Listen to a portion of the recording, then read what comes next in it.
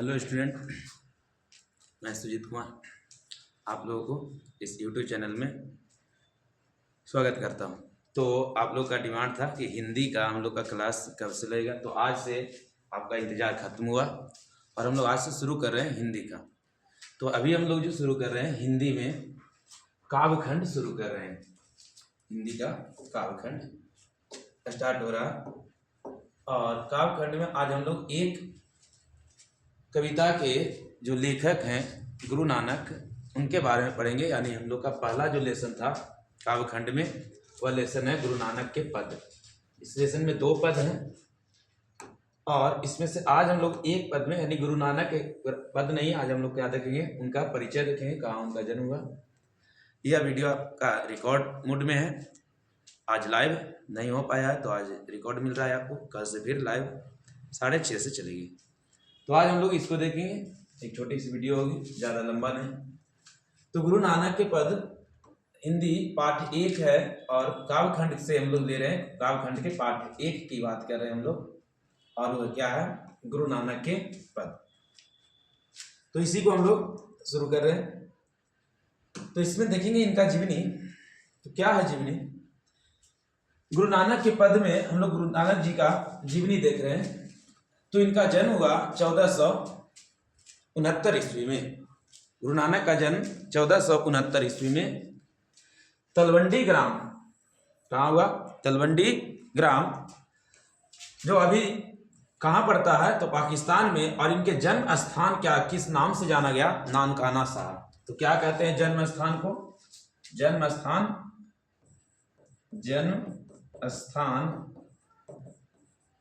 नानकाना साहब कहलाता है, जो लिखा हुआ है। तो इनके जन्म स्थान को किस नाम से जानते हैं? नानकाना साहब। ये अभी वर्तमान में कहाँ पड़ रहा? तो पाकिस्तान में, वर्तमान में पाकिस्तान में है। ग्राम का नाम पूछे अगर तो तलवंडी ग्राम। इनके पिता कालूचंद खत्री। तो गुरु नानक जी के पिता का नाम हुआ कालूचंद खत्री। इनकी माता तृप्ता और पत्नी का नाम सुलक्षणी। तो पत्नी कौन हुए? सुलक्षणी। फिर से एक बार देखेंगे, गुरु नानक जी का जन्म 1469 ईस्वी में तलवंडी ग्राम में हुआ। उनके जन्म स्थान को नानकाना साहब के नाम से जाना जाता है, जो अभी वर्तमान में पाकिस्तान में पड़ता है। इनके पिता कालूचंद खत्री, इनके माता हुए तृप्ता और इनकी पत्नी सुलक्षणी। नेक्स्ट स्लाइड पर आएंगे हम लोग। तो इनके व्यक्तित्व परिचय के बारे में देखेंगे कि इनका व्यक्तित्व कैसा था, व्यक्तित्व और परिचय। तो देख रहे हैं कि बचपन से ही यह भक्ति में की ओर उन्मुख थी। इनके पिता व्यवसाय में लगाना चाहते थे, व्यापार में लगाना चाहते थे, लेकिन इनका मन उनके व्यवसाय, उनके व्यापार को संभालने में न लगा और बचपन से ही इनका मन क्या चीज में था? भक्ति में। तो भक्ति की ओर ये इनका झुकाव था। इन्होंने हिंदू और मुस्लिम दोनों धर्मों की उपासना की पर बल दिया है, यानी दोनों को समान महत्व दिया है। जितना हिंदू धर्म का महत्व दिया उतना मुस्लिम धर्म के भी महत्व दिया, उपासना की, यानी उनको माना। तो दोनों पर समान, यानी दोनों को एकता पर जोर दिए हैं। उसके बाद एक कर्मकांड, यानी जो पूजा पाठ हुए, मंदिर मस्जिद में जा करके पूजा करना, कर्मकांड करना, उनके सख्त विरोधी थे। और वर्ण व्यवस्था, जाति व्यवस्था, वर्ण व्यवस्था, जो 4 वर्ण व्यवस्था बटे हुए, उनका भी एक क्या करते थे? विरोधी थे, यानी विरोध करते थे। यानी किसी प्रकार की वर्ण व्यवस्था को नहीं मानते थे, किसी प्रकार के ऊंच नीच को नहीं मानते थे। और एक कर्मकांड यानी पूजा पाठ, दिखावटी बाहरी दिखावा को क्या करते थे? विरोध करते थे। ये निर्गुण निराकार ब्रह्मा की उपासना पर बल दिए, प्रचार किए। निर्गुण निराकार यानी वह ईश्वर जिनकी कोई आकार नहीं हो, निराकार हो, जिसका कोई रंग रूप नहीं हो, केवल उसे अनुभव किया जा सकता है, उनकी अनुभूति होती है। तो उन्हीं के उपासना पर, यानी सच्चे हृदय से उनके जाप के, उनके नाम के जाप पर बल दिए हैं। तो निर्गुण ब्रह्मा पर की उपासना पर का प्रचार किए या उन पर बल दिए। तो इनके व्यक्तित्व में क्या है? बचपन से ही भक्ति की ओर झुकाव, हिंदू मुस्लिम दोनों पर क्या किए? समान एकता के उपासना पर बल दिए। कर्मकांड के विरोधी थे, वर्ण व्यवस्था के भी विरोधी थे और निर्गुण ब्रह्मा की उपासना पर का क्या किया? प्रचार किया, यानी उनको भी पढ़ाने में महत्वपूर्ण भूमिका निभाई। आगे देखते हैं इनकी यात्राएं। इन्होंने देशाटन यात्रा की, यानी पूरे देश भर में भ्रमण किया इन्होंने।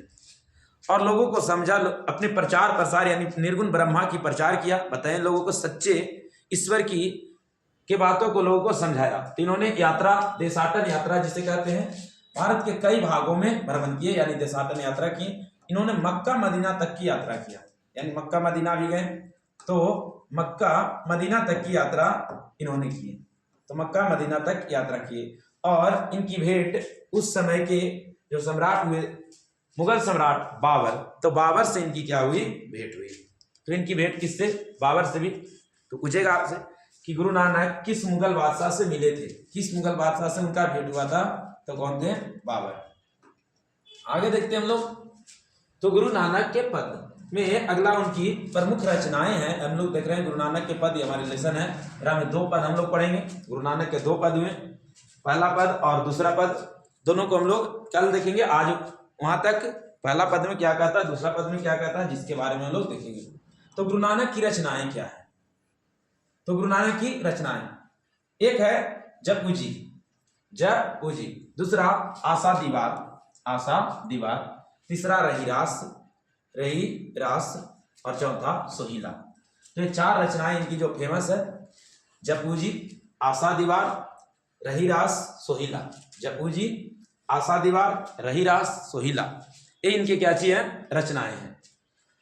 इनके रचनाओं का संग्रह किसने किया, इनकी रचनाओं का संकलन किसने किया, तो सिख धर्म के ही 5वें गुरु हुए, सिख धर्म के 5वें गुरु, जिनको हम लोग क्या कहते हैं, तो गुरु अर्जुन देव, गुरु अर्जुन देव ने इनके रचनाओं का संग्रह 1604 ईस्वी में किया। तो गुरु अर्जुन देव सिख धर्म के 5वें गुरु हुए, 5वें गुरु, सिख धर्म के 5वें गुरु, गुरु अर्जुन देव ने इनकी रचनाओं का क्या किया, संग्रह किया। और ये किस नाम से संग्रह किया गया, तो गुरु ग्रंथ साहिबा।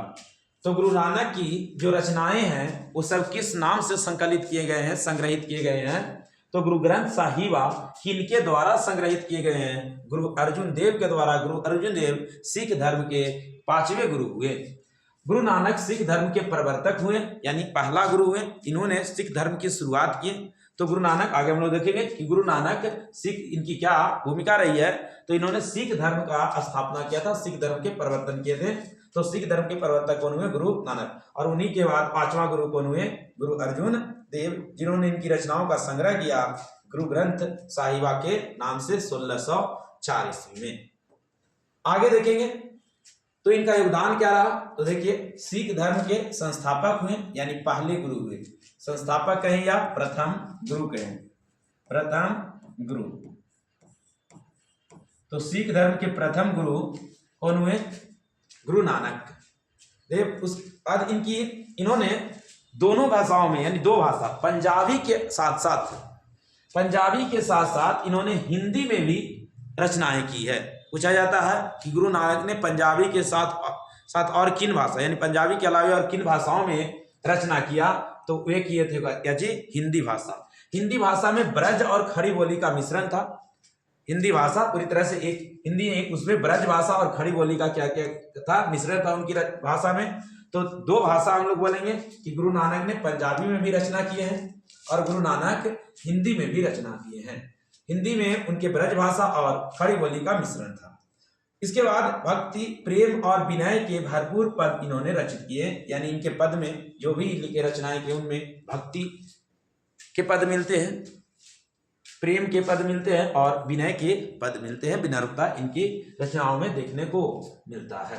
तो क्या देखें हम लोग कि गुरु नानक सिख धर्म के संस्थापक हुए, प्रथम गुरु हुए, पंजाबी के अलावा हिंदी में भी वे रचनाएं किए, भक्ति, प्रेम और विनय के पद लिखे, भक्ति, विनय और प्रेम के पद लिखे। इसके बाद क्या देखेंगे, इसके बाद इनकी पहली हम लोग देख रहे हैं, तो पहला पद जो यहाँ हम लोग बताया, अभी हम बताए कि गुरु नानक के हमारे बुक में 2 पद है, उसमें से पहला पद क्या करता है। तो इससे पीछे एक बार और देखते हैं हम लोग क्या देख रहे हैं, तो गुरु नानक देव की पद जो है हमारे बुक में दिया हुआ, उसके बारे में हम लोग पढ़ रहे हैं।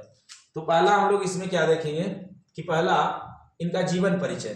तो पहला जीवन परिचय देखिए कि इनका जन्म 1469 ईस्वी में हुआ। तलवंडी ग्राम जो अभी क्या किस नाम से जाना जाता है, नानकाना साहब, आई नानकाना साहब कहाँ पड़ता है? तो यह भी वर्तमान में पाकिस्तान में पड़ता है। दूसरा, इनके पिता का नाम कालूचंद खत्री, माता कोनवे त्रिपिता और इनकी पत्नी सुलक्षणी।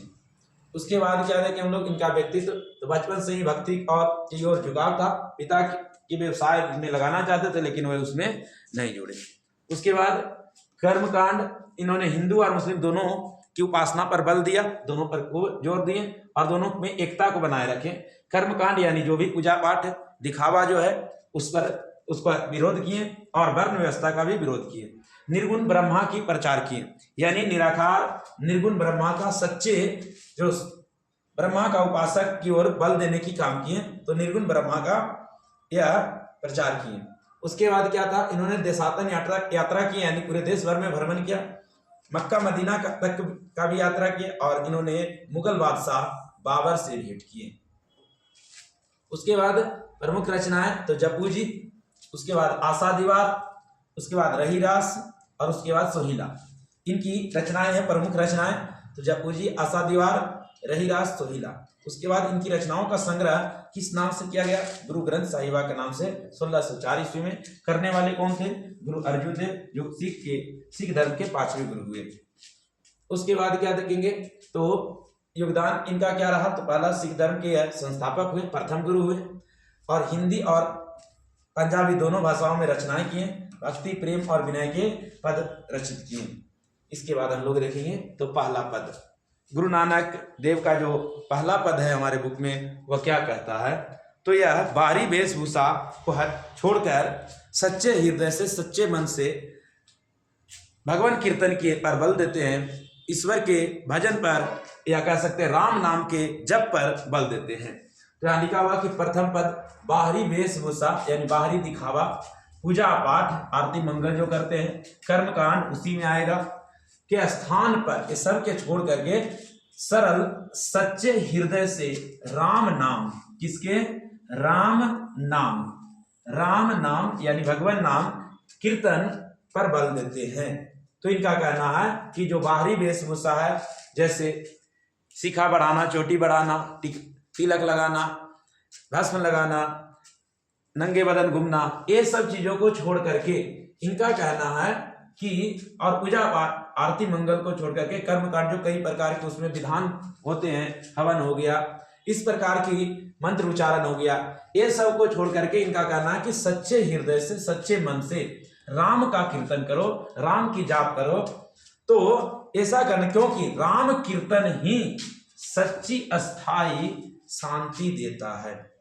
पूजा पाठ करने से, बाहरी दिखावा करने से कुछ नहीं प्राप्त होता है, शांति नहीं मिलता है। गुरु नानक देव का कहना है कि राम का कीर्तन अगर सच्चे हृदय से करेंगे, सरल मन से करें, सच्चे मन से करेंगे तो हमें उत्तम शांति प्राप्त होगा, अस्थाई शांति, सच्ची अस्थाई शांति प्राप्त होता है। शांति देकर और व्यक्ति को इस दुखमय, इस संसार के उलझनों से उनके जीवन को पार पहुंचा जाता है, यानी संसार की उलझन से वह मुक्त हो जाता है। जो राम का सच्चे हृदय से कीर्तन करता है वे मुक्त हो जाते हैं, पार पा जाते हैं। तो ये पहला पद हम लोग देखेंगे, पहला पद किताब में जो इनका लिखा हुआ था उसके बारे में।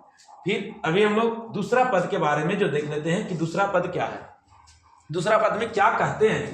तो द्वितीय पद में इन्होंने कहा है कि हमेशा मनुष्य को सुख दुख में एक समान रहना चाहिए, विपत्ति आए तो भी ज्यादा घबराना नहीं है, निराश नहीं होना है, नाखुश नहीं होना है, और अगर हर्ष की मौका आए तो ज्यादा उल्लासित नहीं होना है, उत्साहित नहीं होना है, यानी दोनों परिस्थिति में हमें एक समान रहना है। तो यहाँ लिखा गया है कि द्वितीय पद में सुख दुख में एक समान उदासीन रहते हुए मानसिक दुर्बलताओं से ऊपर उठकर अंतःकरण की निर्मलता हासिल करने पर जोर दिया गया है। तो दूसरा पद में बताते हैं कि हमें क्या करना चाहिए, सुख दुख में एक समान उदासीन रहना चाहिए, एक समान बना रहना चाहिए, और हमें मानसिक दुर्बलता, जो मानसिक कमजोरी है, उससे ऊपर उठ करके अंतःकरण निर्मलता हासिल करना चाहिए। हमें निर्मलता को हासिल करने पर जोर देना चाहिए, हम अपने मन मस्तिष्क को निर्मलता की ओर लगाना चाहिए। और संत कवि गुरु की कृपा प्राप्त कर यहाँ लिखते हैं संत कवि गुरु की कृपा से, यानी गुरु नानक गुरु की कृपा से कहते हैं कि गुरु की कृपा से प्राप्त कर इस पद में गोविंद यानी ईश्वर भगवान में एकाकार यानी लीन हो जाना, होने की प्रेरणा देते हैं। तो क्या कहते हैं गुरु नानक कि गुरु की कृपा पा करके हम क्या हो सकते हैं, गोविंद में लीन हो सकते हैं, यानी भगवान में लीन हो सकते हैं, उनमें एकाकार हो सकते हैं, उनकी भक्ति में, उनके भजन में एक तरह से अपने आप को समर्पित कर देना है। तो यह दूसरा पद में बताया गया है। तो आज हम लोग इतना ही रखेंगे। कल इस लेसन के दोनों पद को क्या करेंगे, देखेंगे, और कल आपको इसी का जो आगे वाला नेक्स्ट वीडियो प्राप्त होगा। धन्यवाद।